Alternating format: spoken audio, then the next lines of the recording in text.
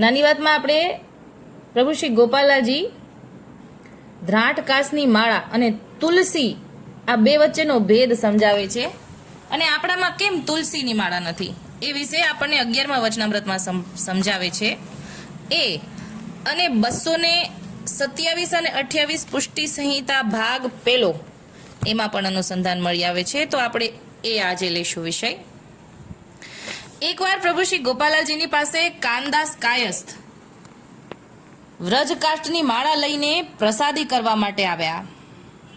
ત્યારે ગોકુળનાથજીના બીજા લાલ વિઠ્ઠલનાથજી, જેને રાયજી તરીકે ઓળખવામાં આવે છે, તે પાસે બેઠા હતા. આ રાયજી અને ગોપાલાલજી નો ઉલ્લેખ ઘણા બધા વચનામૃતમાં આવે છે.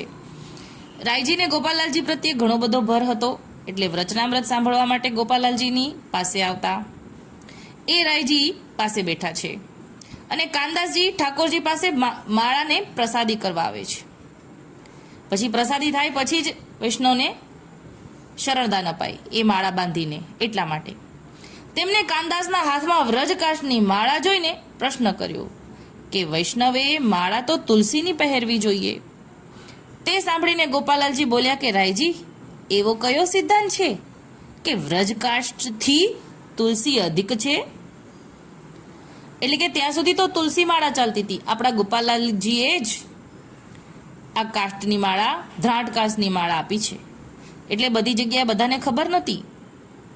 એટલે અહીંયા રાયજી પ્રશ્ન પૂછી રહ્યા છે વિશેષ સમજવા માટે. અને ગોપાલાલજી જવાબ આપે છે કે રાયજી, એવો કયો સિદ્ધાંત છે કે વ્રજકાષ્ઠથી તુલસી અધિક છે? તમારે એવું કહેવું ન જોઈએ. તુલસી તો ભગવત ચરણ પ્રિય છે. એનો અંગીકાર મર્યાદામાં, રાજલીલા અને બાળલીલામાં છે. તે પણ શેનાથી થયો? એટલે કે અંગીકાર કેવી રીતે થયો? એનું પૂર્વ વૃત્તાંત તો જુઓ. એ તો જાલંધર નામના અસુરની પત્ની છે. દેવતાઓ સાથે યુદ્ધ થતા જાલંધરને હરાવવા અને વૃંદાના પતિવ્રતનું ખંડન કરવા ભગવાન વિષ્ણુએ જાલંધરનું સ્વરૂપ ધારણ કરીને વૃંદાનું પતિવ્રતપણું ખંડન કરીને જાલંધરને માર્યો અને દેવતાઓનું કાર્ય સિદ્ધ કર્યું. ત્યારે વૃંદાને ભગવાનને પોતાનું સ્વરૂપ દેખાડ્યું. ત્યારે વૃંદાને ખબર પડી. પછી વૃંદા ભગવાનને કહેવા લાગી કે તમે હવે મારો ત્યાગ કરશો કે મને મારશો? ત્યારે ભગવાને તેને વરદાન આપ્યું કે હું તને ચાહીશ, તું મથુરા મંડળમાં જઈને તપ કર. ત્યારે મથુરા મંડળમાં જઈને વૃંદાએ ઉગ્ર તપ કર્યું. ત્યારે સર્વ દેવતાઓ અકળાયા અને ભગવાન સહિત સર્વો તેને વરદાન આપવા માટે આવ્યા. ત્યારે ભગવાન તેનું દ્રઢ વ્રત અને ભક્તિ જોઈને બહુ પ્રસન્ન થયા. કોની? વૃંદાની. વૃંદાએ તપ કર્યું ને એટલે ભગવાન પ્રસન્ન થયા અને વૃંદાને કહ્યું કે તેને 3 લોક વંદન કરશે ને માનશે.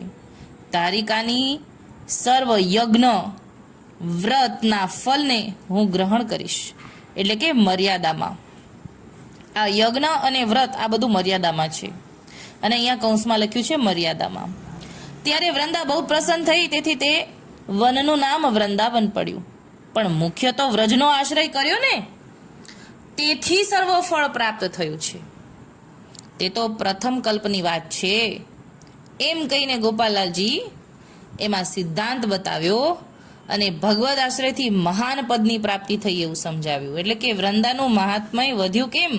કેમ કે એણે વ્રજનો આશ્રય લીધો, એટલે મૂળ તો વ્રજને કારણે એને મહાત્મય મળ્યું એવું સમજાવ્યું. હવે આપણે 3 સરી માળા, આપણામાં 3 સરી માળા છે, તુલસીની માળા નહીં એવું આ વચનામૃતમાં જાણ્યું. પણ 3 સરી માળા તો ગોલોકધામથી છે.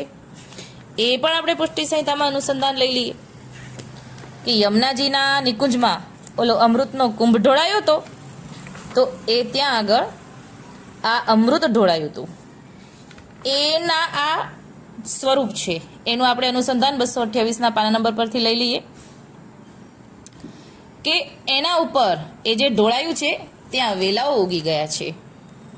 એ ગુલ્મના વેલાઓને માળાનું સ્વરૂપ આપ્યું છે ગોલોકધામમાં.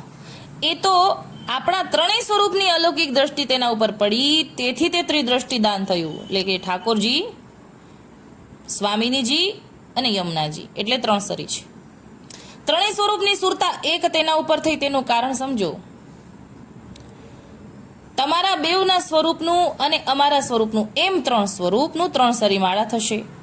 એ માળાના મણકા તમારા જૂથના જીવોનું સ્વરૂપ ગણાશે. તમારા જૂથના એટલે કે અહીંયા યમુનાજીના જૂથના. તમારા નિકટવર્તી જૂથના જીવો ઠાસિયાના સ્વરૂપે સમાવેશ કરશું. તેનો તે સ્વરૂપ ભાવ ગણાશે.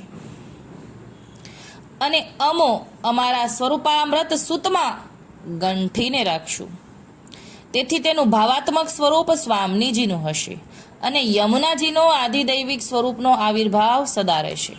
આ ગોલોકધામમાં માળાનો ભાવ ઠાકોરજીએ સમજાવી લીધો. પણ હજી એક પાના નંબર 227 ઉપર કે આ માળાનું સ્વરૂપ, આ માળા બનાવીને ત્યાં ગોલોકધામમાં ઠાકોરજી પોતે, યમુનાજી પોતે અને એમના જૂથના જીવો પોતે ત્યાં ધારણ કરી અને ત્યાં રાસ રમ્યા. એનું અનુસંધાન 227માં પાના નંબર પર છે. અને એમાં છેલ્લેથી બીજા 2 ફકરા લઈશું કે અમો તેનો અંગીકાર કરશું, એટલે કે આ 3 સરી માળાનો, અને તેની ત્રિસરી માળા કરીને અમો ધારણ કરશું અને તમારી સાથે રાસ મંડળમાં રમણ કરશું. એટલે કે ગોલોકધામમાં યમુના નિકુંજમાં આ વાત ચાલી રહી છે. તમો પણ આની 3 સરી માળા ધારણ કરીને અમારી સાથે રાસ રમણ કરવા તત્પર થઈ જાઓ. એટલે કે ત્યારે રાસ રમણ કરવા તત્પર થઈ જાઓ ત્યાં ગોલોકધામમાં. તમારા જૂથને આ માળા ધારણ કરાવીને રાસ રમણ કરવાની આજ્ઞા આપો. એટલે ગોલોકધામમાં જ યમુનાજીના જૂથના જીવોને ઠાકોરજીએ આજ્ઞા કરી કે અત્યારે આ માળા ધારણ કરી લો. પછી શ્રી યમુનાજીએ સર્વ જૂથને આજ્ઞા આપી અને અનહદ રાસ રમણ સર્વોની સાથે કર્યું. ઘણાકની સાથે લીલાખેલ વિવિધ પ્રકારના કીધા, ઘણો વિહાર વિનોદ કીધો, તે લખ્યો જાય નહીં. શ્રીજીને યમુનાજીએ ઘણું જ મનોહાર કરીને વિવિધ પ્રકારની રસરૂપ સામગ્રી આરોગાવી અને પછી શ્રીજીએ યમુનાજી તથા સ્વામીજી સહિત સર્વ જૂથને પોતાના અધરામૃતનું દાન કર્યું.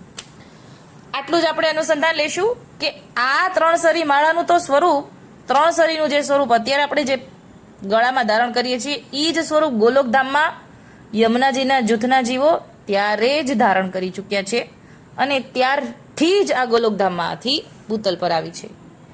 અત્યારે આટલું જ બોલીને મારી નાની વાતને વિરામ આપું છું. એટલે આપણામાં તુલસી